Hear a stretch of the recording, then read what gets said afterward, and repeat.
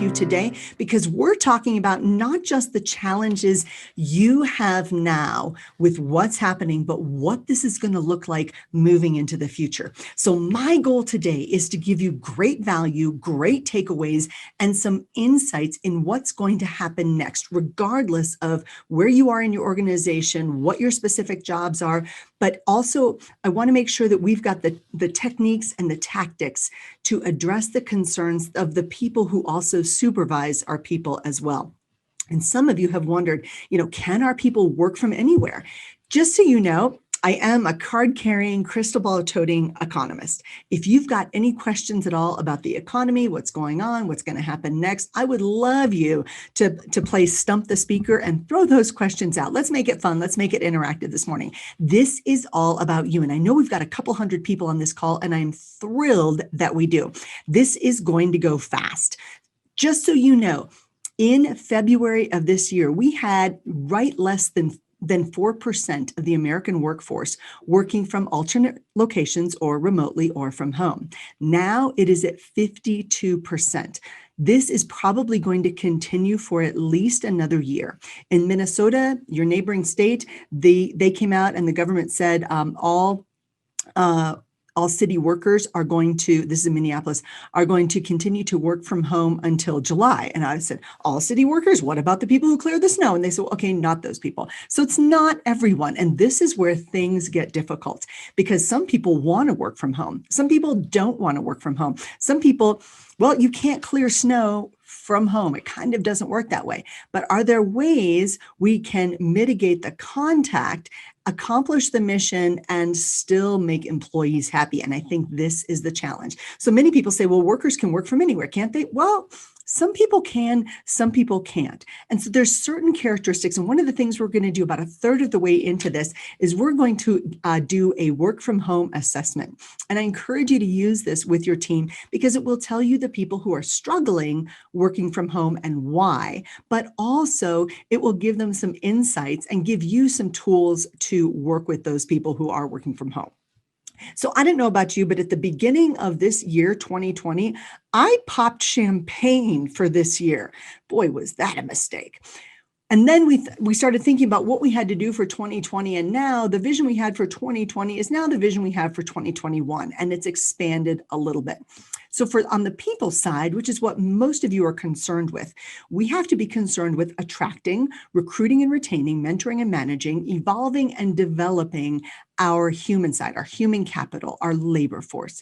We also have to combine that with technology and tools that's going to create the advancement we need, innovate the way we want to innovate, and provide us the resources we need. Now, here's a challenge. When people are working from home, what of course is the biggest concern? Most of your employees will say, time management, trying to homeschool my kids while I'm trying to work. But for most of us, the real issue is the cybersecurity. What happens to the knowledge management? Do our people, are they taking the right steps? Do they have VPNs? Do they have the right technology? Are they able to log in when we need them to? Those issues. And then we have to look at growth. And so here, this is mostly for businesses, but your growth as well. Tasha came from the tourism side. We have to make sure that as a state, and South Dakota, I think, has done a great job in getting the word about it. Hey, South Dakota is open. South Dakota and your governor has done a great job with the commercials. So I'm not a political person, but it's great to see a state that is stepping up their game, where she says, hey, you might be familiar with those 4 presidents carved into the mountain, but there's more. And I love that because it seems to me like there's a strategy in place to figure out where there are opportunities. Sturgis happened and people said Sturgis is a terrible idea. I have been to Sturgis, by the way. Super fun, and super fun. So how do we differentiate ourselves, our towns? How do we attract people? How do we, as different departments, if you're at the school, perhaps, you've got a different marketplace of people to attract.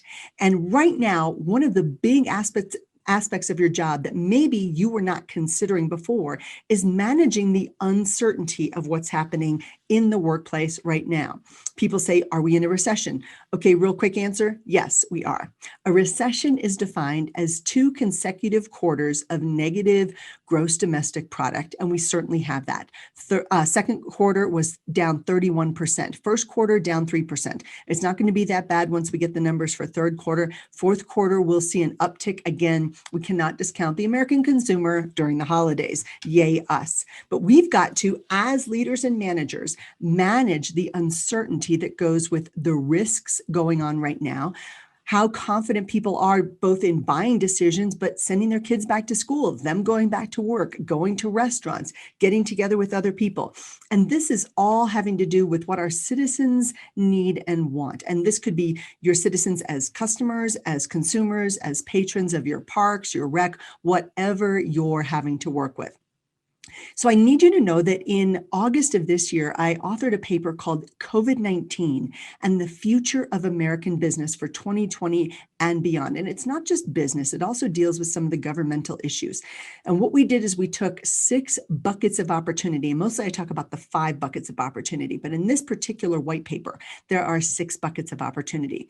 And then we categorize them by the buckets, as well as under each topic, the challenge, the opportunity, and the solutions. So I'm going to touch on a little bit of that. You don't need the full 180 slide presentation on that, but I thought just to start things off smart, I wanted us to look at where most of our constituents are looking. My cousin's husband is in Sioux Falls and he's with Avera out there. So I get to Sioux Falls fairly often. She's my favorite cousin. I know I'm not supposed to have favorites, but well, I have favorites. And when I'm talking to my CEOs and my other leaders, these are the 6 buckets of opportunities they say that they're concerned with right now. It is the people side. And for many of you, you're dealing with the people side, and that is your number one issue. But you're also, as HR professionals, and I know you're having to deal with this. When I was an HR director, I had about 3,000 people working for me, and they were from Oklahoma to the Middle East. And I had to deal with all of these things, except perhaps the sales and marketing, but I'm going to touch on that. So certainly I had to do the people side, how to attract, retain, recruit, mentor, manage, all of those things. And then the processes, how do we get people in? How do we onboard them? What kind of work do they have to do? How quickly do we get them into their job? How do we get them assigned a computer and passwords and security and all those things? And then the resources, where do we allocate our scarce resources? As an economist, I need you to understand everything is considered scarce. Scarcity is not just a mentality issue, it's also a term that in econ, we say that it's because you don't get everything you want for free. And then, of course, technology. Leaders of the future, well, now, future is here, have to be able to merge technology and humans in a way that works. And this is a challenge for a lot of people. You've got some folks who are barely able to use the computer that was sitting on their desk when they were at work. And now that they're home, and you're pretty sure they are just not able to do this. And it is a challenge. So for some of you, you are in what I call the sales and marketing program. So maybe you're having to manage, as Christy was, your social media or your website, or keep things updated, or keep your citizens updated on what's going on. And then the idea of entrepreneurship. So that is the bucket that probably least pertains to you. But this is what your businesses are having to think of. This entrepreneurship idea, entrepreneurship is just risk taking. It is, what am I going to do? What am I going to do? Behavior, idea, or business proposition? What am I going to do that could work? So anytime you think about taking a risk at work, I want you to think about it as this concept of entrepreneurship. So these are the 6 buckets we talk about in the white paper. So I'm going to talk about the people section because it mostly pertains to you. So all of a sudden, COVID threw this huge external shock into what it is we do. And external shock is something that we didn't plan for. We didn't know it was coming. There's nothing you can do to stop it, but you have to now deal with it. And nobody a year ago was that concerned about people coming to work and creating a deadly contagion within the workplace. If somebody came into work sick, you're like, hey, Joe Bob, you're sick again, get a Kleenex, or, do you need some Sudafed? We weren't that concerned about it. But now I was on a plane last week. And right before we got on the plane, a woman started to cough and people literally backed away from her like she had some horrible disease. Now, she could have COVID, but likely is not. It was just allergies or maybe just something caught in her throat. But now all of a sudden, illness is something we have to take very seriously. On the plus side, airplanes have never been cleaner. Restaurants have never been cleaner. Bathrooms have never been cleaner, and workplaces have never been cleaner. So right now, we are kind of in the employer's market with unemployment. And in February, it was a little bit above 3%. A year ago, it was below 3%. Now, guess what? We have the ability to hire people who were not available a year ago. As an HR professional, now is a great time to scoop up that talent that maybe you couldn't get before. But you also need to get it into your managers' heads that we are in a position to if we're in a position to hire people, you can choose to be, well, a little bit choosier. Maybe a year ago, anybody who could fog a mirror got hired. Guess what? Now we're having to see that we've got scarce resources. We've got to have people who are able to work well in the new environment. And that means some people might not cut it. Some people may have to go because their return on investment is just not that great. I would like to see more HR directors at the big table with the deans of the school, the directors, whatever C-level folks you have, your CFO, your COO, wherever you work. HR directors have to be at the big table because moving forward, if you weren't at the big table before, you need to be now. We know that HR departments in the future will run more like a typical sales department where you're building pipelines for people, you're developing more people, you're matriculating more people. We've got to be more, I'm going to say aggressive, but more proactive about making sure we've got the right people in the right places, get the right talent, and prioritize the need for great talent. And managers have to be able to assess their current talent and determine who needs to stay and maybe who doesn't. And I know that's a really hard thing to do, especially when right now we're so concerned about taking care of our people and making sure they're okay. So what might this look like? Companies right now, organizations, businesses, and governments have to look at the health of their employees and their patrons. I just did a program for one of the parks department in Florida, and we had to postpone the event because a hurricane came through and they had to worry about taking care of their people. Your people are your top priority. And whether you are the governor of the state or the mayor of a city or the dean of a school or whatever department you're in, we have to make sure that we set the standards, we set the expectations, and that we help our people be as successful as possible. And this means, again, attracting that top talent, making sure that we are helping people work to their best potential wherever they are, and then finding a way to capitalize on that. It's very difficult for some people to see this as an opportunity. I look at it as forced acceleration of change that probably should have happened before this. This is a huge opportunity to get the right people if we choose to see it that way.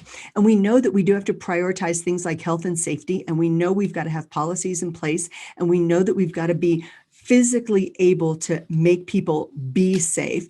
But we also have to engage our employees in what's going on around us, give people a voice and help them establish the workplace guidelines. It's very easy for us to say, okay, we're all going to do this. Here's the policy. But for some people, they may not need that. It may just not work for them. It's very important, I think, right now to listen to what our employees are saying and give them a place to provide feedback back to us, even when they're busy. And I know some of my leaders have said, I don't want to bother my employees with developing policies or providing their input. Folks, your people are craving input. Many of them are working from home. They feel what I call lost. I'm going to use a couple different acronyms during this program. I was military for 25 years. We love acronyms because it means we don't have to remember things. The acronym I like to use for this is LOST. People are feeling a sense of loneliness and disenfranchisement. Maybe they're not going to restaurants. Maybe they're not seeing people. Maybe they weren't seeing people that much before, but now they're really not seeing other people. So they tend to feel a little bit lost, especially if they had a loss of a family member throughout the last year or so. They might just be feeling professionally and personally lost. They may also not be seeing the opportunities. They might be thinking that they missed out on things, that fear of missing out, that you only live once, fear of losing opportunities. That's the O in the lost. And then many people across the country have said they have increased the stress levels in their life. They don't mean to, just stress is high. And whether it's because they're working from home and they didn't really want to be working from home, maybe work. And we sometimes think of work as, oh, you go to work so you get paid and you get money so that you can go home. Well, you got to remember, for some people, work is the best place they have, that maybe home is not a great place. The same with schools for some kids. So all of a sudden, the stress level has increased because they can't go to work. They don't have that great place where everything works, the computers work, people are nice. Maybe for some people, being at work physically was a better place than being at home. We sometimes discount that. And then people are feeling short of time. And part of the reason people are feeling short of time is this whole thing has created new habits and routines for us, habits and routines that we did not have before.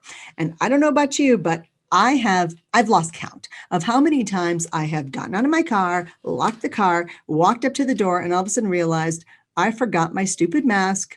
I said it, stupid mask, walk back to the car, unlock the car, dig around the car, look for a mask, can't find a mask, dig in the back seat where the kids' feet have been, where the dogs have been, find a crumpled up mask that was one of those disposable ones, the kind you're only supposed to use once. And that is what I am putting on my face because that's healthy. Oh, yay me. So for some of us, it's the time. Things are just taking longer because we're not used to the new habits and routines. Your people are likely feeling lost. And we have to help our managers and our supervisors reach out to people more often to help them feel included, help them feel as though the policies are developed with them in mind, give them a voice, and make them feel important, provide them with a purpose on a professional level, and help them be focused on the things that are most important for them. Now, we know that if it's a customer coming in or a patron coming in to use one of our facilities, we know that we're going to be soliciting input from them, but we also have to be doing this for our people. And some initiatives, if they're too cumbersome or just too burdensome, people just aren't going to do it. You've seen these signs. Organizations have no choice but to adapt to what's happening on travel, socializing, and work. Got it. That is the premise we're operating from. And folks, it is never going to go back to where it was in 2019. Just isn't. If you're nostalgic for 2019, I understand it was easier, but getting people together in large groups moving forward is now always going to be more difficult. The good news is we really haven't had a global pandemic since, 1918. And aren't we lucky that it's been 100 years? And aren't we lucky that we've got medical technology that's working on this? But aren't we lucky that we get to be living in this very, very interesting time where we're having to make these forced changes that for some people will make things better. And here's what's great. We're the ones who get to figure out how to make it better, not make it worse, but make it better moving forward. So here's 2021. Let's get to it. We're going to start to reopen, but then we're going to have to take a couple steps backwards. It's 2 steps forward, 1 step back. This is just how it's going to go. We understand that some employees are not sure they want to go back to work. For some people, that is just convenience. I'm thinking about sneezing, which is why I've got my finger right there. So for some people, it's just convenience. They're going to cite, oh, I'm afraid to come back to work because of COVID, when really they just don't want to make the round trip of 180 miles a day. They just don't want to. They didn't like commuting before. They don't like commuting now, and they're going to use this as an excuse to go forward. For other people, it could be genuine fear. I have a young person on my team. He's 30 something. And he said, I don't want to do this event because my partner she's worried that I could contract COVID. I'm like, you're 30. He said, yeah, but she's really worried about it. I'm like, you're 30. He's like, yeah, but she's really worried about it. And I don't want to hear about it when I get home. So honestly, part of me was like, oh, so frustrated. But then the other part of my brain said, okay, for her, this is a real fear. And I have to understand that this is a real fear for her and their child. And so I have to be a little bit more understanding. And I have older parents, they're 86 and 88. And I have to tell you folks, I have never been more glad that they were not in assisted living than this year, because I wouldn't have been able to see them. We couldn't have been able to get in. They would have been mostly secluded, only around themselves in a very small space. And I think that would have been very discouraging for them. Their morale would be so low that I'm not sure that they would still be with us. So for you, how do we know, these are the challenges, how do we know our employees are actually working? Are our people taking care of our customers, our end users, our patrons, and our citizens? And finally, how long is this going to go on? So a couple answers. The great thing about remote work is this is a great equalizer for providing actual outcomes. Those people who showed up to work before and they were cheerful and they had great personalities and they're charismatic and all of that. Well, guess what? We didn't necessarily know if they were working or not, because they're just so great around the office. Those are the people who showed up, and they're the people who made the coffee every morning. They're the people who refilled the Xerox machine. They're the people who led the volunteer events. They're the people who made sure that we all had potlucks once a month. But all of a sudden, working from home, we realize they're great in the office, but the outcomes aren't really there. All of a sudden, this is a great equalizer. And that person who never showed up to the potlucks, who really didn't talk to so many people, all of a sudden we find out they are cranking. They're amazing. They're wildly productive. So for some people, working from home is more productive. Now, for other people, they are people who need people, and they are suffering badly by not being around other people. Are people taking care of our customers? This is going to be a challenge moving forward, because by customers, I mean your patrons, your citizens, whoever it is you serve. It's the rest of your IT department, if it's other governmental people, if it's your economic development services, whoever you're serving. That has to be a factor. And that's one of those things that can be managed by having more frequent meetings and checkups on people. And I'm going to give you a couple tools. And then how long is this going to go on?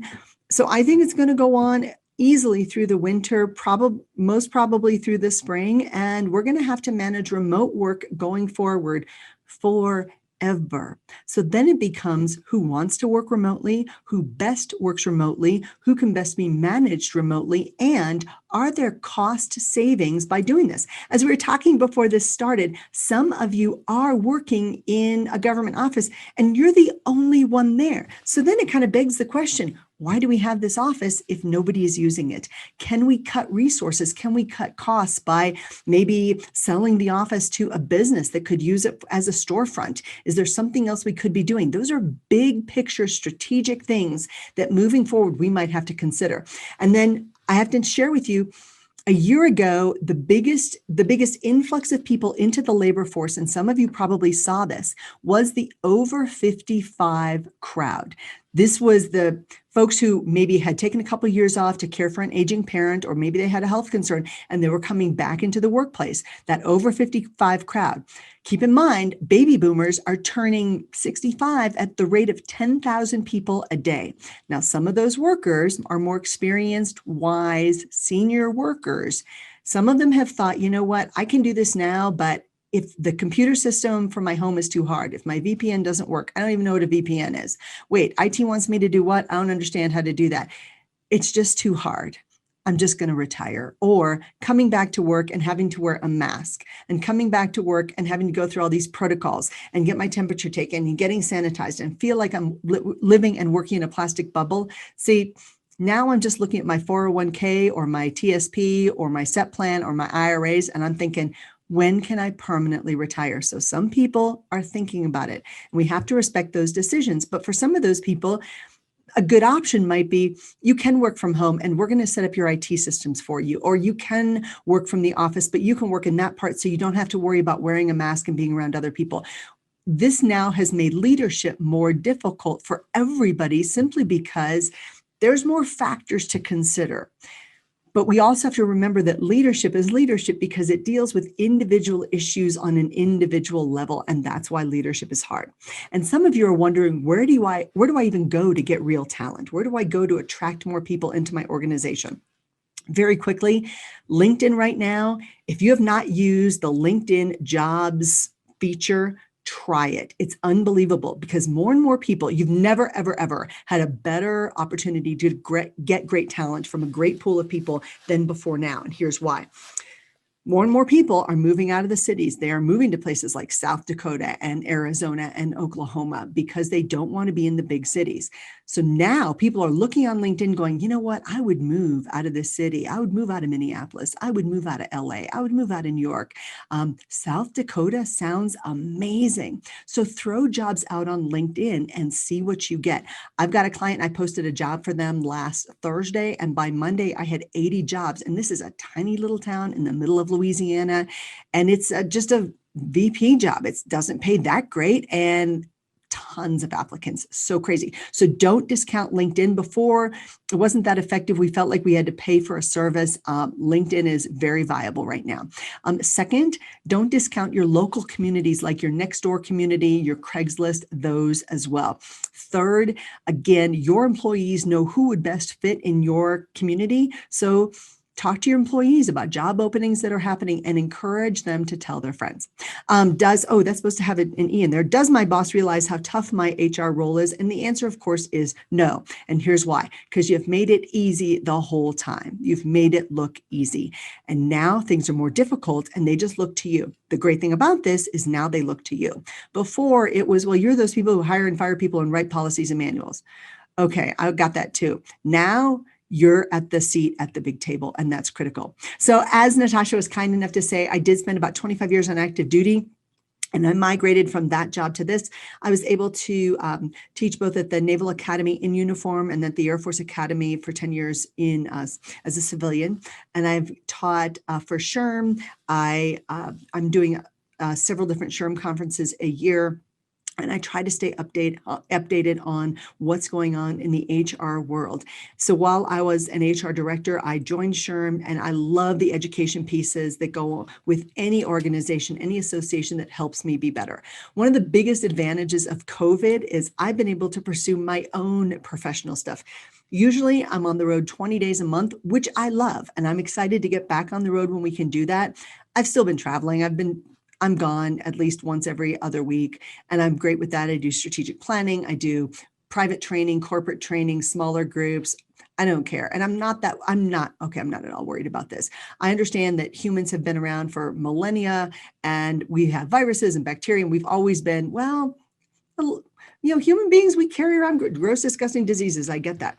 But what we've got to do is make sure that we are learning together and we're helping our people learn together. So we've got to figure out how to give people that before this was a perk of working from home, before this was a choice, and now working from home has become expected. So how do you manage the expectations with your managers and your supervisors? So the remote working writing was on the wall.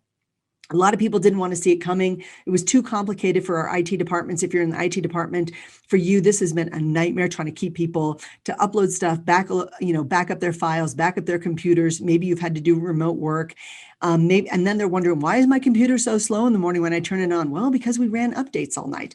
For some people, it's been very difficult to hold people accountable. And maybe it's because it's been difficult to hold them accountable because they're also trying to homeschool their kid. Maybe their parents have moved back in with them. If they are like 52% of parents of young people ages 18 to 29 years old, now they have their adult children who have moved back home with them, the highest since World War II.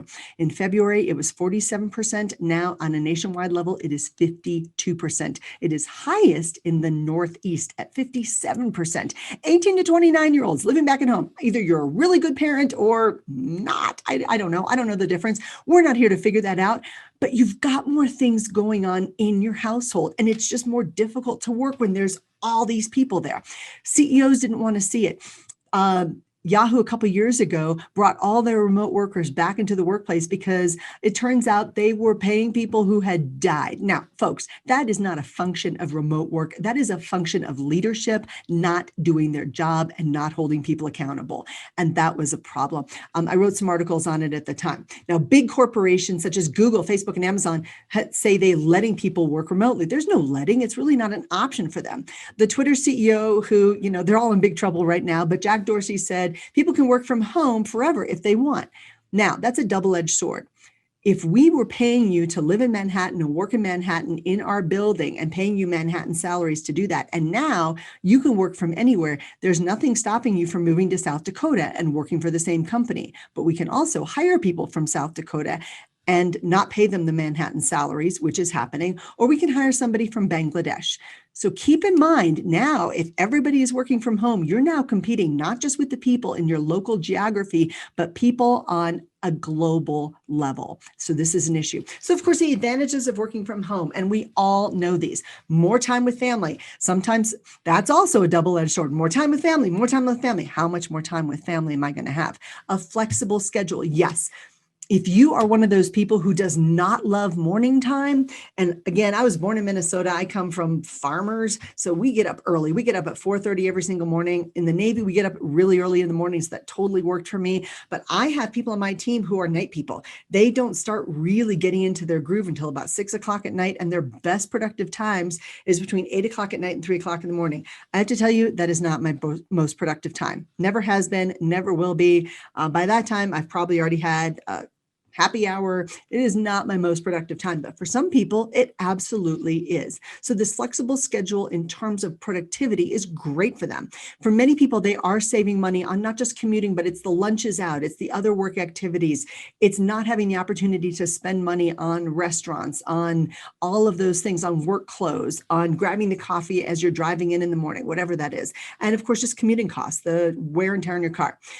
You can customize your own environment. I have customized my environment by having 2 four-legged canine office managers, and that makes my workplace a happier place. Some of you may have that too, and if you do, I would love to see pictures of your dogs or cats or gerbils or turtles or parrots or ferrets or whatever you got. That zero commute does save a lot of time. And when you think about just the idea of parking and getting people in and out and parking and walking to a building, even if it's 20 minutes, it takes 35 minutes to do that. And what if you forget something? You have to turn around and go back home, all of those things. And then comfortable attire. In one of my programs, we're not going to do this today, but in one of my programs, I said, what are you wearing right now that is the most comfortable thing? And it was a pretty funny conversation. All right. So the disadvantages, of course, working from home are sticking to a routine. It can be very, very difficult to get up, set the alarm, get dressed, throw on what you work in, and get to work at that time. For some people, there's a willpower issue. They think, oh, I'll just do this just today. And then they get out of the habit. Habits are habits and routines because they're habits and routines. And once we change that, because maybe we get a little bit lazy, it's harder to get back into that. And again, the habenula of our brain will make excuses. That's the part of our brain that governs our actions and behaviors. The habenula doesn't like change unless it's change that allows us to work less. And by work, I mean less effort for us. Hey, I'm just going to sleep in a little bit. See, the habenula likes that. And then we go, oh, nothing bad happened yesterday and I kind of overslept by 15 or 20 minutes. Maybe I can just hit the snooze button again today. And that becomes a problem. For some people, they're bored without the stimulation of other people around them. They need other people to help motivate them. For some, it's they don't have consistent Wi-Fi. I will share with you that sitting here in my office today, I am looking at one computer. Occasionally, when my eyes are not glued on you, I might look at my other computer, which is sitting to my right. And that allows me to monitor the chat, which is very helpful to me. But I have one computer that is Wi-Fi'd, one that is hotspotted, and one that is attached to the router. And not everybody gets that. Not everybody needs to do that. Not everybody gets to do that. For some people, they work slower simply because there's not somebody coming by and going, hey, how's that going? Are you going to have that done by 3 o'clock? So they kind of take their time. That can be, Christy, like we were talking about the rabbit holes earlier. You start to explore things and you're working at a more leisurely pace, not because you're working slower intentionally. There's just other distractions. Some people have they've re-embraced their inner toddler by taking power naps.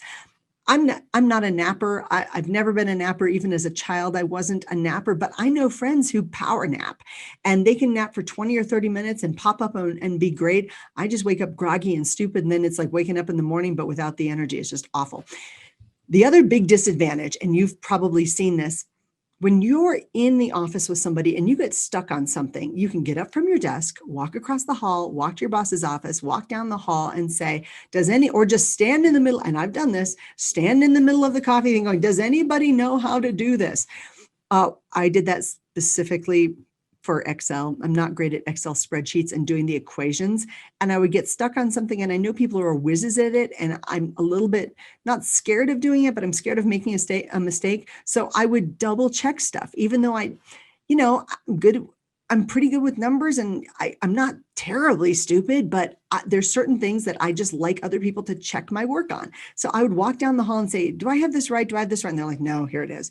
So waiting on answers for other people, and all of a sudden you get stuck, and that place of stuck becomes, it should be just a speed bump, but becomes a mountain. And when we can very quickly get the answer, then we can move forward, and then it's back to a speed bump. But for many people, they're not getting the answers, and they're not sure if they should call people, so that waiting on the answers is a disadvantage. And we're having to multitask. Maybe we're having to homeschool our grandchildren, or our dog gets in the way, or we're trying to manage other things, and maybe we don't have a big place, and maybe we're trying to juggle things at the kitchen table, or maybe our life has devolved into endless Zoom meetings of people all over the place, and our back hurts because we're sitting more than we ever were, and it's just become a little bit difficult. And if you live in a nice house with plenty of room in a nice area with great Wi-Fi, and you don't have to worry about power outages, then this is easy. But if you in January thought, you know what, we're going to try the great familial social experiment of living in a tiny house, you might be regretting that decision right about now. So we've got to help our people. This is back to the leadership aspect of this. Help our people where they are with their priorities, because priorities have shifted. So for some people, they are working because it gives them a sense of purpose, being around other people, and it invigorates them. Other people are working for the paycheck. And now some people have said, you know what, I wasn't going to work before, but now that I can be home with my cats or my dogs, I am really happy about this. And this has given me a renewed sense of energy. So we have to understand that. And for every single person, folks, we have to understand that there is no right way all the time, that we've got to lead them based on what is important to them, where they are, and how they're perceiving this. And this is a very different situation than we've had before. Like I said, we haven't had this situation before. This is a global pandemic, and it will be with us until we die, and then after we die too. It has affected the entire world. If you watch the news, you would think it is only happening in the United States, but that is not true. India's GDP is down by 76%, because they have had people simply not work. And this has made people in different countries able to pursue online work as well, because guess what? Their situation has changed as well. Brazil has been hard hit. Large areas of populations that we just don't get the news on. Any place where you don't have clean, sanitized running water, they've been really hard hit. So this is a different situation. Now, I want to just very quickly walk you through the 6 stages of any crisis. And so it doesn't matter what the crisis is. Maybe it is a life change that you didn't want. Maybe you lost a family member. Maybe you had a job change that you weren't expecting, and that to you was a crisis. Maybe you had a family member get sick or be in an accident or something like that. In any crisis, people tend to go through 6 stages. Now, here's what's interesting. Most of your people are probably stuck in the first 4 stages. Real leaders need to be in stages 5 and 6. So I want to walk you through these really quickly. I was able to learn this during the first and second Gulf War and 9/11 when I watched it happen. I watched people go through these stages, and I made notes on it at the time. And this is where this comes from. So the first stage, of course, is rejection. It's not that bad. It's just like the bad flu. It won't really affect me. The rejection stage. And this is natural. Somebody says, there's been an accident. You're like, no, no, no. That's our natural reaction. Our brain does not want to have a crisis. Our brain isn't excited about a crisis, so we reject that. And then we start to get the idea of, all right, we're going to have to maybe make a few changes. We recognize we're going to make a few changes. We're going to save some money on commuting. Got it. We can work in sweatpants or yoga pants or short pants or whatever pants, ski pants, whatever you like. I have to work from home, or I get to work from home. For some people, they bounce back and forth. I get to work from home. This is great. I have to work from home. This is less great. I have to work from home. I have to work from home. I have to work from home. I'll have more time with family. That sounds so great until you have more time with family. And then you have more time with family and you have more time with family. For some people, this is the greatest thing ever. For others, it has, like a lot of my business, has taken a big old spotlight and showed us where some of the cracks in the foundations were. So it's been, just because we love being at home with our family doesn't mean everybody loves that. For some people, it is wildly stressful, and being home makes them feel as though they have no other place to go, and people are feeling really stuck. So that's just a stress we need to be aware of. And then we start to think, okay, I can work from home. Look at this. Look how cute this baby is. This is no problem. So the baby is the office manager. We've got this. This is okay. But we realize that we've got to step up our leadership both at home and at work, and that people need more reassurances for us. And that also means that our family needs more of our time. It also could mean, for some of you, I don't know about you, but I upgraded to not just one, but a couple new microphones so that my technology was a little bit better. I've got some ring lights for lights so that it doesn't look so dark on days like today when we're getting, weather coming in and it's just darker. I need to reconfigure my home as a workspace. For some people, they didn't have that before. And that realization wasn't just, this could last for months. This is going to last for months. And we've got to find ways to make it work. And this leads us into this phase where we go, okay, we start to make the adjustments, and look how happy we are. We're renewed by this. This is okay. We've made some changes. It gives us actions to move forward, which makes us feel as though we're in control. Actions trump fear. So taking an action allows us to move forward. That's good. And then that leads us into the resolution stage. Got it. We are in this together. We can do this together, and let's support each other through this. Now, I want to hear from you. What stage do you think the majority of your people are in right now? Is it still the rejection stage? For some people it is. I've got a relative who says this whole thing is just all made up. Okay, I get that. What about the realization stage or the recognition stage or the resolution stage? So I would love it if you would jump into the chat box, and feel free to unmute your video at any time and tell me what stage you think the majority of your people might be in. And you don't have to necessarily use these words. You can just use the sweatpants or the reassurance or whatever that looks like. I would love to hear from you what you think that is for the majority of your people. And thank you so much for jumping in. So this is, again, what I do. I'm going to peel back the curtain a little bit. What I do is I take my second computer so that I don't lose as much eye contact with you, and I put it in front of my first computer, and then it allows me to monitor the chat while I just move my eyes down, because I want to be looking deeply into your eyes. So a lot of resolution, realization, still realization, resolution, some rejection, all of that. Saving money, realization, lots of realization, recognition. Good. Between rejection and recognition. Now, keep in mind, folks, you can go through all of these phases in every morning with your cup of coffee. Like, you can wake up and go, okay, it's not that bad. I'm still saving money. I can work in my jeans or my sweatpants. I can step things up, and we can do this. You might be cycling through that every single morning, or your people might be cycling through that. And once you recognize where they are, it's wildly helpful. Again, a lot of realization that this is going to go on for a long time, but we can do this.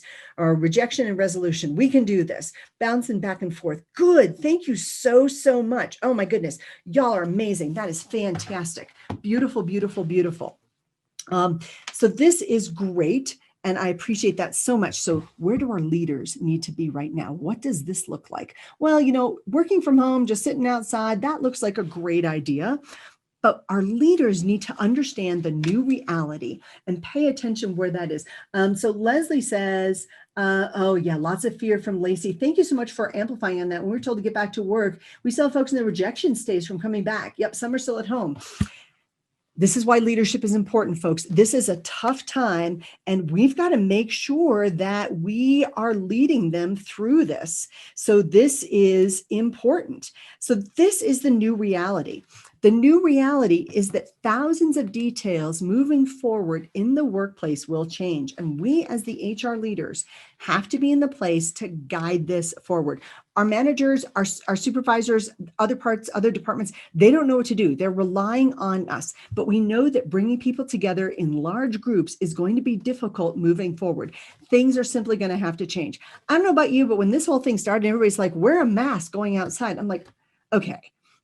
I don't own a mask. And all these people online, they're saying, oh, you can make a mask. It's on Pinterest. This is going to be so fun. I'm like, who are you people who, not me. Who are you people who just had masks and bandanas lying around your house? No, I don't have a mask because I wasn't planning on robbing a bank today. And I'm not Billy the Kid. So no. Yeah, I know. Now I have masks everywhere. My mask is the new version of my reading glasses. They are now beside the bed, in the desk, in the purse, in the car, all over the house. They're just everywhere. So the new realignment is where our leaders need to be.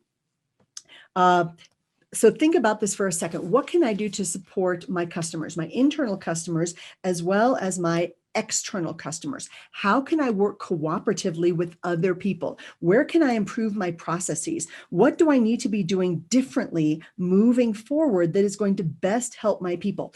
How do all these factors change my leadership, both with my peers, the CFO, the COO, maybe the dean, maybe other department heads, maybe my head of public works? How does this change how I have to deal with them, as well as my supervisor? And then how does this change for all of the people below me? As Leslie was saying, some folks are still really struggling with this idea, and it's problematic for sure, as people are just not, it takes a while for us to accept change, even when the change is a good change. A good change that people adapt to really quickly, you probably know this. If you give people a bonus, they adapt to that wildly quickly. That's fantastic. If you tell people that they now have to work in a building across town, they're going to grumble about it for a while, and that is a factor. So where do we need to help our teams manage the change? Where do we need to allocate resources? What do we need to create and develop? How do we respond really quickly to our people, even when they're working from home? And again, some people, we still have this idea that they're at home, so we shouldn't bother them. Wait a second. Home is now their workplace, which means we can call them. And I don't know about you, but for my phone, I have it with me all the time. I turn off the ringer all the time, so I'm not disturbed when I'm doing things like this. But I tell my people, I'm going to tell you today, call me, text me 24/7. If it's 3:00 in the morning and I'm awake, I'm going to respond. Do I have a work-life balance? I personally don't, but I don't really want one. The Navy, you work 24/7. A ship at sea doesn't just stop in the middle of the ocean because it's Saturday. There is no such thing as work-life balance. Remember, you're only wearing a uniform every single day, all the time, unless you're sleeping. So there was no work-life balance. It's just what I'm used to, but I realize that's not true for most people.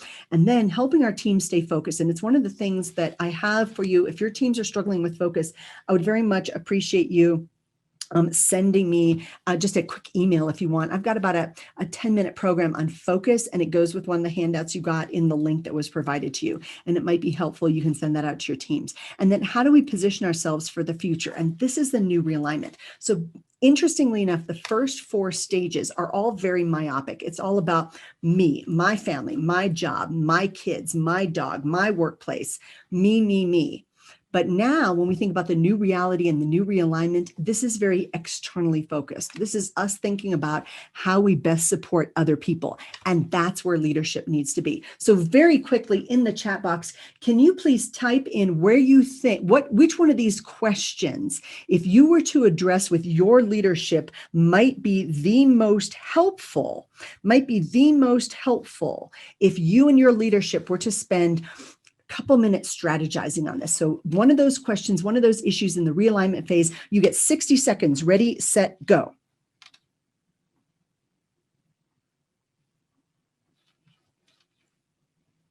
"60 seconds. You're going to type in one of those questions that you might discuss with your leadership that will help your organization move forward.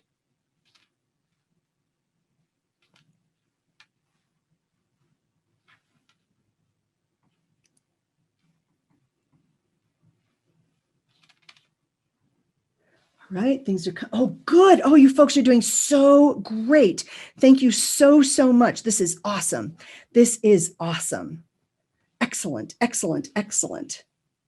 Excellent, excellent, excellent. Where can we improve processes? What can we do differently moving forward? Oh, what can we do to support customers? Where do we, oh, you people are so great. Thank you so, so much. Awesome, awesome, awesome. What do we need to do differently moving forward? Always a good question. And again, the great thing about a program like this, and oh, your participation is so great. You're making me so happy. And thank you. I am a little bit needy because like you, I'm working more from home. How do we equip people for change? Terrific. Wonderful, wonderful, wonderful. This is awesome. This is awesome. Thank you so, so much. Thank you so, so much. This is great. So just saying to your boss or your supervisor, hey, we did this training and I just wanted to address this with you. This was one of the questions we talked about, and it seemed like this is a good idea, something we could do together, And I would like us to discuss this, spend a little bit of time strategizing on this. And here's how you get away with doing this. It's one of my favorite techniques ever. You say, hey, boss, I want to do a great job for you. See, nobody can argue that. Nobody can go, no, I want you to do a terrible job. I want to do a great job for you. And one of the issues that came up in our training on Thursday with Mary Kelly was this particular question. So I'd like us to spend a little bit of time strategizing on this. How does that sound to you? And again, because you want to do a great job for them. So let's see what this looks like. So again, some of you got the resources, you got the link. This is the resource link. It's productiveleaders.com/SDBHR. And what you're going to see there, if you get to where it asks you for a password, it has gone, either the S looks like a 5, because if you put the 5 in, you get into a secret vault. So that's a whole different other thing. And then what this looks like is you're getting the 5-minute leading remote workers plan, the 5-minute appreciation plan, the working from home quiz, which we're going to do in a few minutes, the opportunity plan, the work-life balance that some of you said was a concern, the focus plan, which is always hard, and then the tools I use every day, the daily productivity sheet, the daily plan of the day, and the weekly productivity sheet, as well as the goal setting plan. So I encourage you again to go to that site. You've got that link. So if you haven't made a note of that, I might encourage you to do that. And our challenge is, how do we best lead people through this crisis? How do we get people to take the right action? Because that's what leadership is. And I know when I was an HR director, it was kind of the same thing. I'm just going to share with you. It's kind of the same thing as when I was a chief of police. When all you see are the problems, which you do, sometimes you don't see the successes. And then when I got to be a professor and they said, hey, we would like to have you be the dean. And I said, you know what? I said, that was one of the toughest things ever when I was HR director, because all I dealt with were the complaints and the problems and the people who were unhappy and the people who were suing their bosses and all those things. And it was exhausting. And then there were policies and people hated policies and nobody read the policies and nobody did that. Sound familiar? And then I was a chief of police. And you know who I deal with? People who have done naughty things. And all of a sudden you start to see everybody that way. So when I went back to teaching again, and I got to be back in contact with students, it was great, because as the dean, guess what you deal with? The students who are complaining, the teachers who aren't doing what they're supposed to, all of those things again. And I felt as though when I was the HR director and the chief of police that I was always just having to deal with a hammer as a tool, because everybody just looked like a nail. And it's very hard to not fall into that. So I really applaud you all for not falling into that trap, because we have to get people to take the right action. And sometimes that's hard. And there are opportunities out there. For example, this popped up in Park Meadows Mall, 30 miles north of me. Crazy idea. Great. That all of a sudden there's opportunities. Who would have thought a year ago we would have a store designed for masks? So how do we better engage our people? And we are an awesome leader. You're already an awesome leader. You wouldn't be here today. You wouldn't care enough to be here. Can we actually improve? How can we improve our overall corporate culture, work together better, and create even more value for the citizens of South Dakota? How do we do this? So again, you already got my background. I was able to fly on and off carriers in the military. And I want to give you a carrier an example, because it shows how we have to work together a lot. Employers can motivate their remote workers in a variety of ways. And a lot of them are the same way as what you would do face-to-face. But let's specifically address the working from home aspect. Now, this is the handout you're getting in that site. So let's walk through this. This is the working from home quiz. Yay, we're all working from home. Congratulations. No commute, make your own coffee. I don't know about you, but my coffee is awesome. Take breaks whenever you want. That's not really true. Set your own schedule. Not always. Don't worry about people breathing down your neck or looking over your shoulder. The dogs are thrilled to have you home. Working from home sounds great until it's not. And we all have a working from home personality. So I would like to invite you, if you feel like doing this, this is kind of fun. It's an interactive exercise. Let's rate ourselves on a scale of 1 through 5, with 1 being nope and 5 being yes. So 1 is no, 5 is yes. So let's go through this. So very quickly, there's 2, 4, 6, 8, 10, 12 questions. And the last 2 questions, by the way, don't count. That's just thrown in there just to see if you're paying attention. So number 1, I'm easily frustrated by tasks I don't want to do. It takes me a long time to warm up to working first thing in the morning. I'm easily distracted by chores, domestic obligations. I don't know about you, but I have no dirty laundry in my house ever because I'm home all the time. I don't like making a daily to-do list. I like being able to work from any part of the house I want, the bedroom, the basement, the kitchen. I miss working with and being around other people. If you're that person, that is a 5. I look forward to video conferencing and video chats. I don't like being bothered with setting up my computer, cybersecurity, making sure my internet works, and fixing my own printer. Okay, I'm not good at fixing the printer, just saying. Haven't been able to get that thing to work in months. I feel as though I'm more distracted when working from home. Okay, some people are more focused. Remember that. And then some of you would rather spend the day with your dogs or cats than your coworkers. And some of you are kind of secretly relieved to be away from them. Again, don't add up those last 2. So go ahead and add up your score. This is simple math, basic math, easy math. Use your fingers, use your toes, whatever works for you. And let's get your score. So let's add that up. And again, not the last 2 questions because that doesn't matter. So good. And you can go ahead and throw those scores out there if you want. This means a lot of you are probably going to be middle of the road, and that's fantastic. But just for understanding of other people, wow, a 20, good for you. A 16, good. If your score is kind of high, between 35 and 50, it might be more difficult for you to work remotely because you're easily distracted. You procrastinate on projects you don't like or don't want to do. You might need to structure your office so that you're not distracted by, ooh, shiny objects, squirrels everywhere. What does that look like? While you don't like a schedule, you kind of need one. And you might be one of those people who needs more positive encouragement and reinforcement from other people. If you're supervising one of those people, you need to know this. This is awesome. You naturally gravitate toward other people, and people respond well to your friendly and outgoing personality, and they miss you too. So for you to be the most effective and efficient and productive while working at home, consider, and if you're the supervisor of one of those people, think about this will help you make them more productive. Set specific times to start working.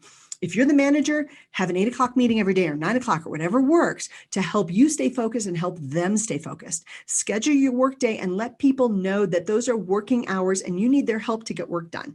Maybe a virtual Pomodoro where you set a clock can help you stay accountable. To help you stay focused, especially in the morning, talk through your daily schedule and set an agenda hour by hour. Your best ideas happen when other people are sharing their ideas and thoughts as well. You thrive on other people's brainstorming, and look at the numbers coming in. Okay, lots of Great Danes. I'll get to that. And you might use brainstorming apps in order to capture your great ideas even when people aren't around. Now, if you're like most people, you're kind of middle of the road. Some of these things apply to you, some are not, and a lot of you are middle of the road. And you've discovered that some projects, wow, you are getting this done. Those policy things that you were supposed to write, you've been sitting on those for a year and a half because you are not distracted by people coming in every 5 minutes. Hey, do you have a second? Hey, do you have a second? The boss needs you in the office. Oh, drove me insane. You tend to manage several different projects at once. And this is for most of you, this is exactly you. You do have some structure in your life already, and you meet deadlines and you never disappoint other people. Hi. While you like the flexibility of working from home, there are aspects to the office that you miss, like being around other people. And you sometimes schedule video conferences to stay on track. Your coworkers would describe you as kind, hardworking, and reliable. So you might want to set up your office so you start every day organized. Leave the office at the end of the day, the night before, the same way you would if you were in the office. Schedule regular meetings with your leadership and your teams to stay on track and let them know what you're doing. you're reliable and people expect you to get things done, but you also have to close the loop with people and let them know that you got those things done. And you expect other people to meet deadlines. You can help other people meet deadlines by sending them gentle reminders. And this could be your boss, your peers across, cross functional horizontally. Hey, Public Works, remember we've got that meeting scheduled for Friday. I really need your inputs by Thursday at 4:00. To stay focused, consider outsourcing. This is for you folks. Consider outsourcing some of the tasks that you just don't like to do. And it might be things that maybe in the workplace you could easily delegate to somebody at the desk next to you, but now that you're home, you kind of don't have that. So you may consider, and this is for all of you, a virtual assistant service or something like Fiverr. I'll put that in the chat box, Fiverr.com. Some of you have already used that. Or there is an organization called FancyHands.com. I know it sounds like a cheap massage parlor right there in Pierre. FancyHands.com, all one word. And they are a US-based company. And for $29 a month, you get 5 jobs. And no, your workplace should not pay for this. This is just so you get things off your plate so that you are able to better focus. And again, it takes their specialists. They say they're 5 20-minute jobs a month. I love it because if I was going to do it, it would take me 3 hours. I don't like doing it. I procrastinate on certain things. Somebody else does it. They do it in 20 minutes. It's awesome and it gets done. It gets things off my plate. You enjoy getting great ideas from brainstorming sessions with a few other people. So you might want to have just some meetings, put the phone on speaker and everybody brainstorm together. Now, if your score is between 10 to 19, you were made for remote work. This is the best thing ever. You're creative. You can focus from anywhere. I grew up in a really large family, so I focus actually really well in crowded places, trains, busy restaurants, coffee shops, lots of noise around me actually makes me focus better. If you're 10 to 19, you are self-motivated and you love to work anyway. You've got a high degree of work discipline. You think like you are the owner of the organization, whether that's the governor or a business owner. You love that you don't have to waste time with small talk, stupid meetings, and anything else that gets in the way of your focused productivity. That's awesome. It's easy for you to get so wrapped up in work, though, that you're a workaholic and you have to worry about burnout. Now, if you've got these people working for you, they're rock stars. They are the best ever at this remote work thing, but you got to be really careful that they don't burn themselves out. If you're in this category, you're conscientious, you get a high degree of satisfaction from accomplishing these things, but you do have to be very careful about the burnout because you'll work till midnight. And you're one of those people that when they say, hey, let's all get back to the office, you're like, no, I don't feel safe. Again, it could be an excuse, but it also could be you're better working from home. I don't have any children, so I don't have distractions in my house. There's a man in the house, but he's 2 floors away from me. This is fantastic. For the 10 to 19s, you have to schedule breaks and walks and time to work out and eat. Create efficiencies by scheduling meetings to make sure you're on the right track. You trust your ideas, maybe a little too much, so you still need some feedback. Talk through things with other people. It is easy if you're a 10 to 19 to get into your own head and decide, hey, this is brilliant. This is awesome. I got this. We need other people. Now, one of the things I did, and I asked if it was okay, is do you want your doggy animal? I know that some people, when you say spirit animal, they think that's a religious thing. My family comes from an ancestry of druids, so we think everything has a spirit. And if you've got a dog, this is great. But, you can kind of liken this on the high numbers, 35 to 50 as a golden retriever, 20 to 34. Maybe you're a Great Dane. Again, you kind of go with the flow. You can do almost anything. You're very flexible. And then the border collie, you're the 10 to 19. So I hope you thought that was fun. And I hope that gives you some insight into the people around you and what they need to do. So you already did that. So you're awesome. Leaders today have to know more. We have to plan more. We have to be more comfortable with chaos and change. And we have to make that change easier for our people. Rachel's a golden retriever. Yay! And it's fun if you have a golden retriever and then you are a golden retriever. You'll notice that when I created this, there are no small dogs because nobody wanted to be a Chihuahua. I don't know why. Chihuahuas are cute. Now, a couple musts. For some people, setting virtual office hours, even if it's just a couple hours a day, saying, hey, we're going to have a check-in at 1 o'clock in the afternoon, bring lunch if you have to, that's great. I have a group of people that we do that on Mondays and Fridays to talk through, hey, what are we doing for the week? What's happening? What's going on with our teams? Oh my gosh, Heidi, you're a 16, you have a border collie. That made my whole world better. Oh my gosh, that is awesome. I'm actually taking a picture of that. That's hilarious.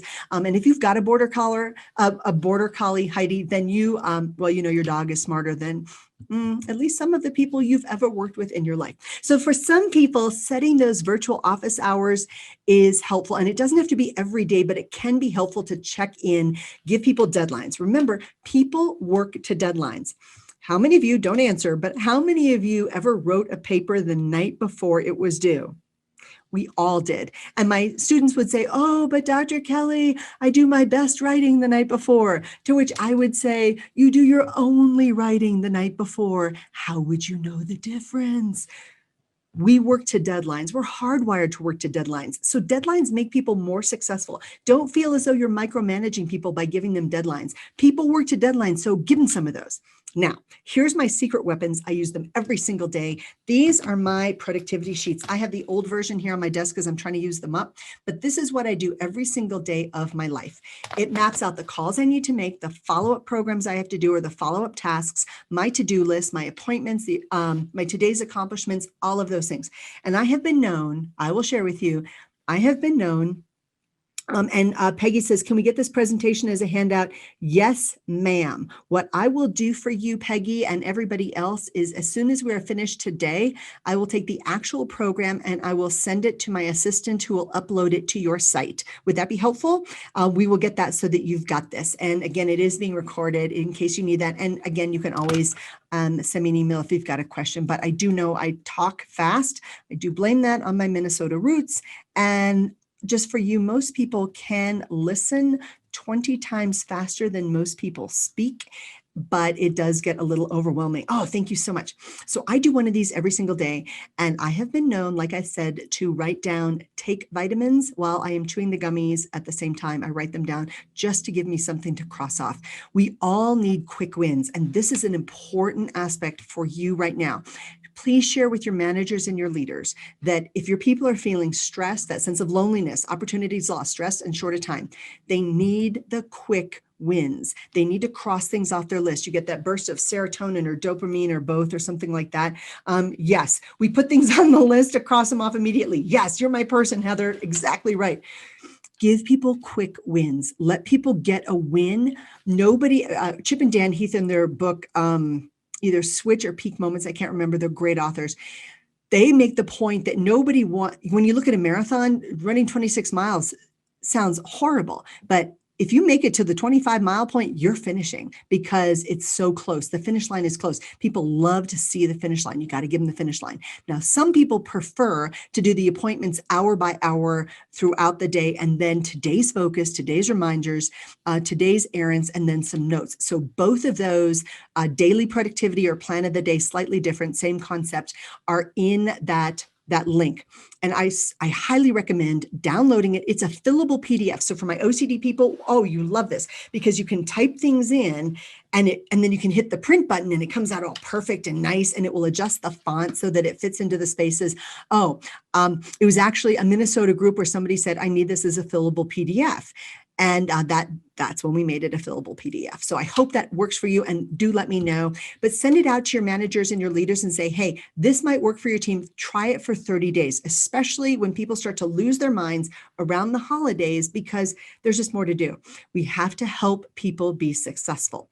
So here is the weekly productivity sheet. Now the magic here, and I do one of these every single week as well, the action plan are things that can be crossed off.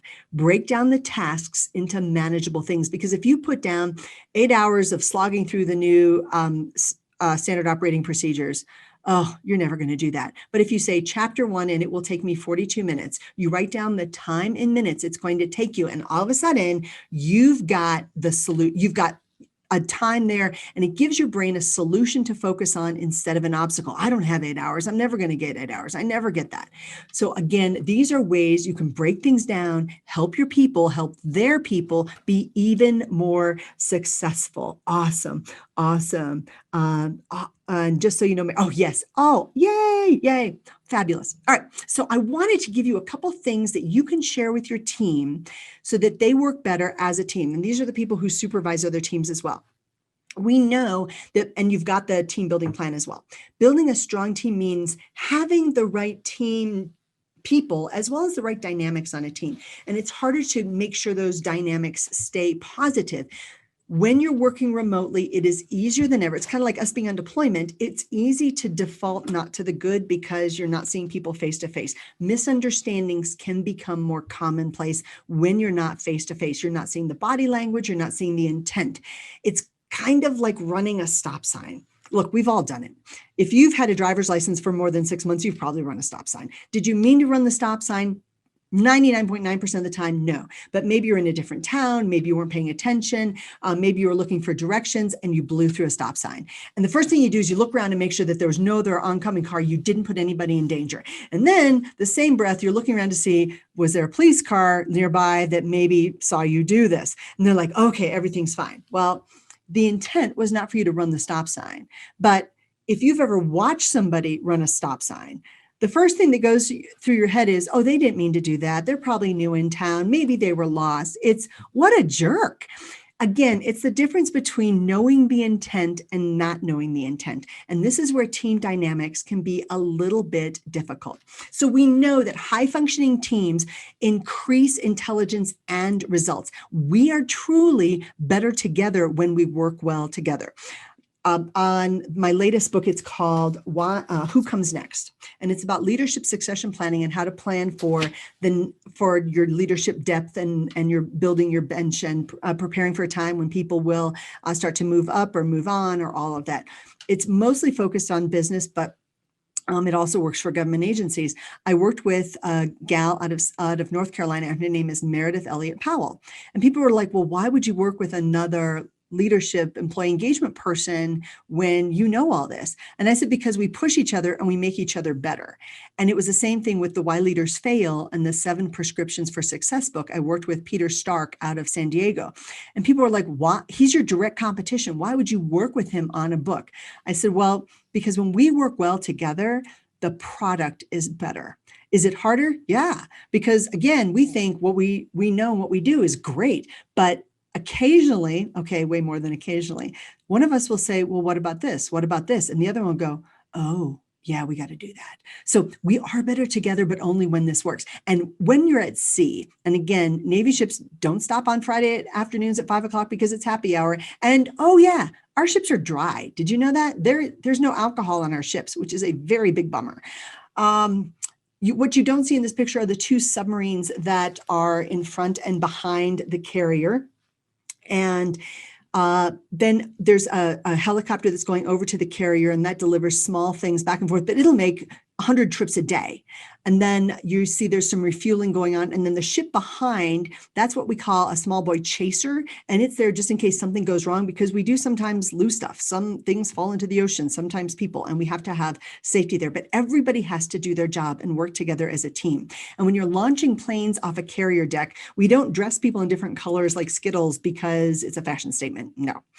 The color of what you wear delineates the job you do. So from the bridge, I can look down on the flight deck and tell, do I have the right number of maintainers, of fuelers, of ordnance, of my ops boss? Who do I have on deck, literally on the deck of the carrier, to make sure that things are going okay?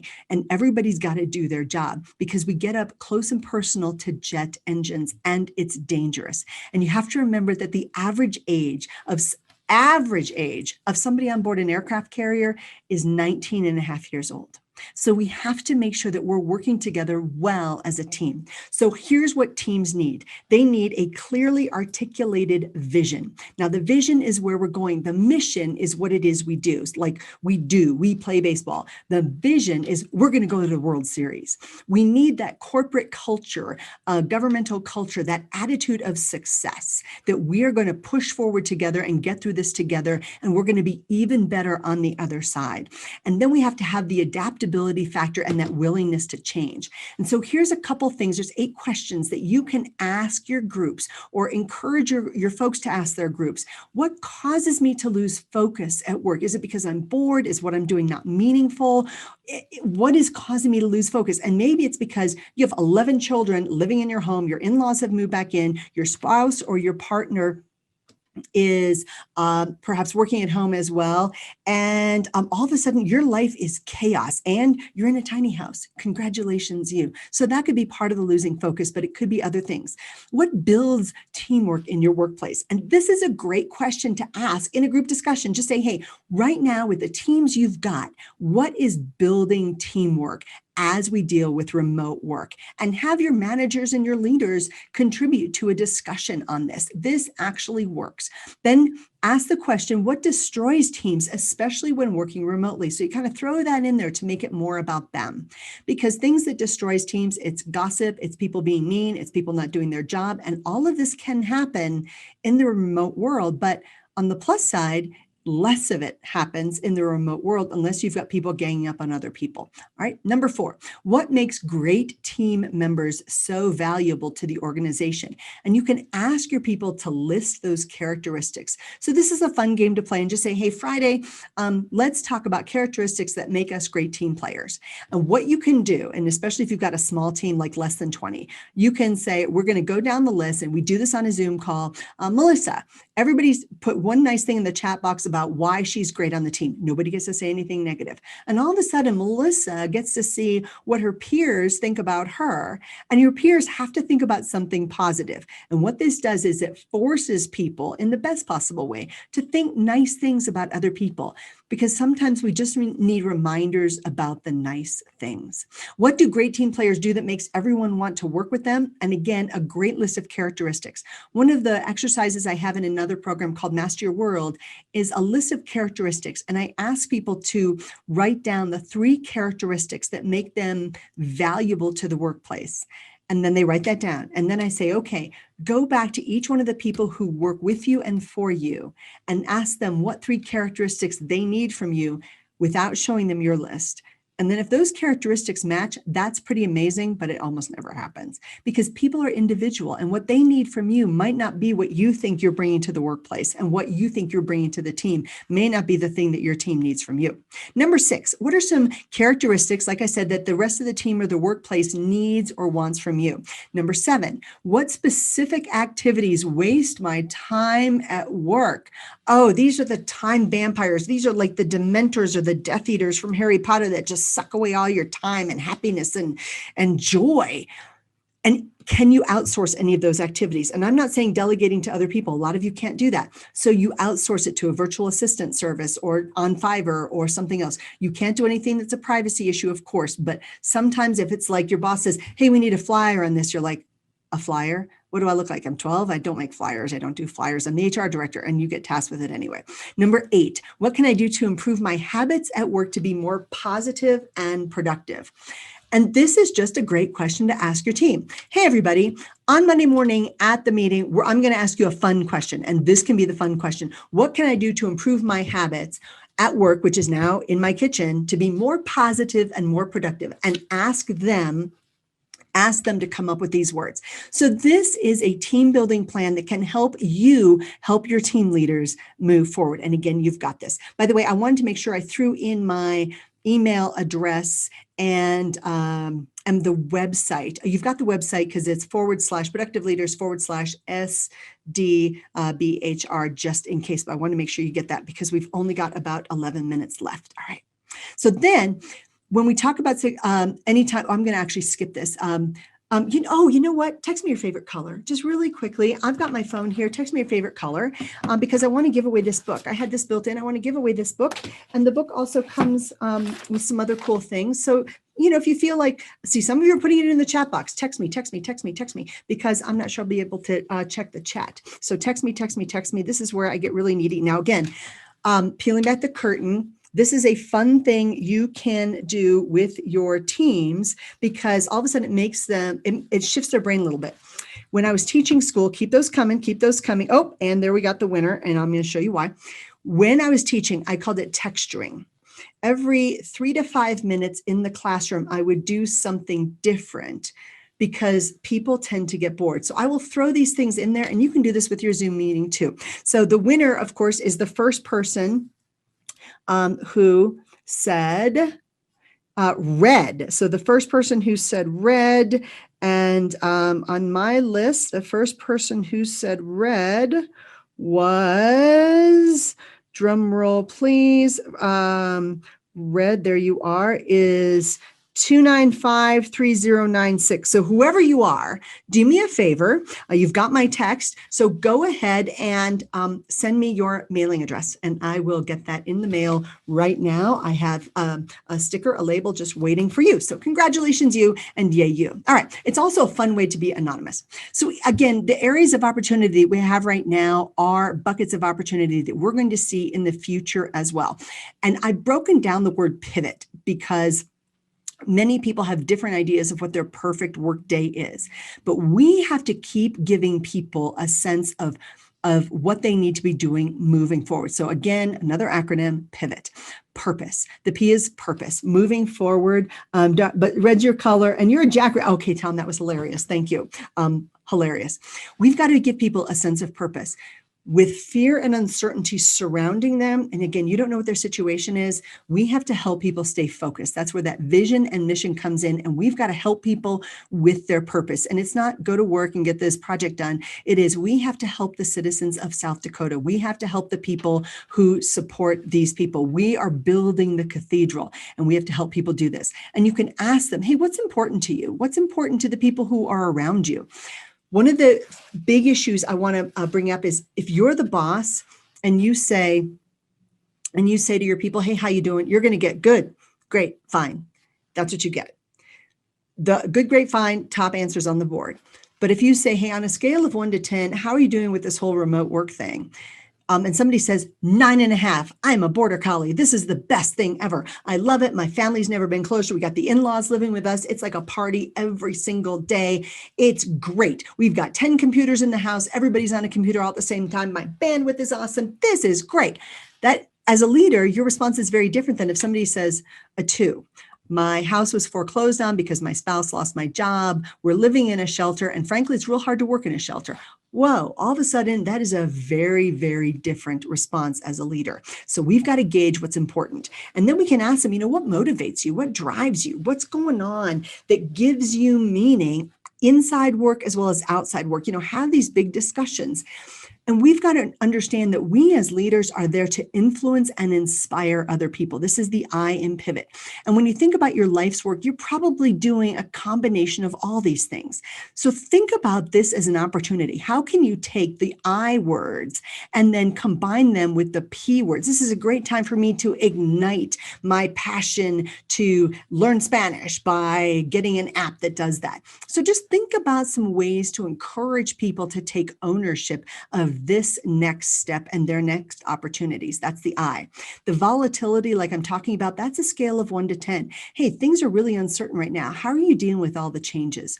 In the J curve of change, which is in the Why Leaders Fail book, the J curve of change, it starts out with the denial, and then things get worse before they get better as people actively resist the change, whatever it is, unless it's a really good change like a pay increase.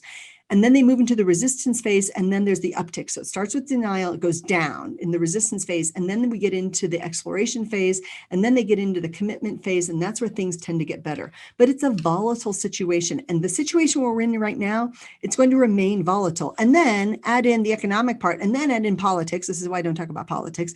And it's just a volatile situation. But every major shift comes with a degree of uncertainty. And keep in mind, every time of volatility has spurred creativity and innovation and advancements. And this is why we have to lead this. We've got to be in front of this. And you may not be in the best possible place either, but you still have to lead other people. You still have to do that. And if you need help on that, call me. And remember, everything is relative. I love it when we get to bring civilians on board Navy ships and they get to crawl around our spaces and they go, wait a second, wait, this is your personal space. This is all you have. This is crazy. So under those racks, and you see the gal on the far, on the right, below the other gal, that space underneath that rack, it's 6 inches. And if anybody here was ever in the Navy, you know what this is like. That you get 6 inches and there's that lock, it's called tricing up, and you pull it up, and that's where you store all of your belongings for 6 to 8 to 9 months of a deployment. You also get half of a locker to try to hang things, like a school locker. That's it. That's all the personal space you get. So for some of our people who they say, oh, I'm just so claustrophobic living in my 3,000 square foot house with 2 other people. I'm like, really? Have you tried living on a Navy ship? Because everything is relative.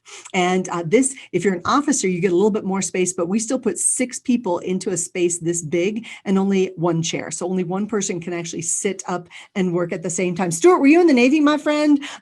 Yay, you. That's awesome. And again, everything is relative. We have to help people put things into perspective.